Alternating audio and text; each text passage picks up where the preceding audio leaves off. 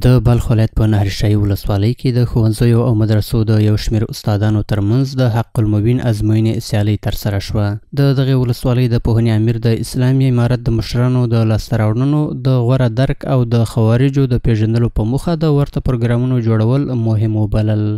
حدوداً 600 بالاتر 600 استادای معارف ولسوالی نهرشاهی اشتراک کردند در این برنامه ها و کتاب به نام کتاب الحق المبین کتابی است که این اصل برنامه به خاطر است که استادای گرامی کتاب به خاطر مطالعه میکنند میخوانند که شناخت بهتر خوارج و عملکرد شوم آنها را بشناسند و بفهمند که داعش خوارج کیها هستند و چه عملکرد شوم آنها دارند. با همچنین برنامه هایی که ما الحمدلله طرح ریزی میکنیم و تماما کتابی که حق المبین برنامه ریزی شده هسته فهرستوار تماما علائم های خوارج را در اون را ذکر کرده به خاطر انگیزه و دانش مردم بالا بردن به سطح بالای دانش. دغه پروګرام یو شمېر ګډونوالو د یادو سیالیو په تنظیمولو کې د البرز کلتوري او علمي ادارې له هڅو ستاینه وکړه او ویل چې مسلمانان باید د اوږدمهاله جهاد په عظمت باور ولري او په دې برخه کې باید هیڅ ډول شک ونه لري.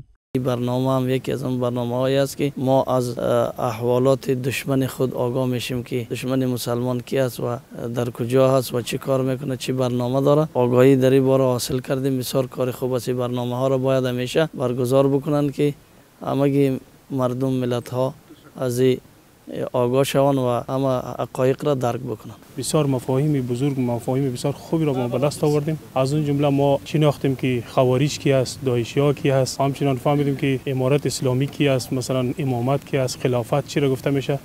و ما خاطر برای ما بسیار کتاب مفید بود. ما از این بسیار دیگه مفاهیم بزرگی را به دست آوردیم. باید ویل شي چې خوارج یوازینی د اسلام او انساني کراماتو دښمنان دي او تل یې په هر ځای کې هڅه کړې څو د اسلام او اسلامي امارت سترو شخصیتونو ته زیان ورسوي چې دا ډول پروګرامونه کولی شي تر څو د خوارجو د اسلام او انسانیت ضد واقعي څیره بربنډه کړي.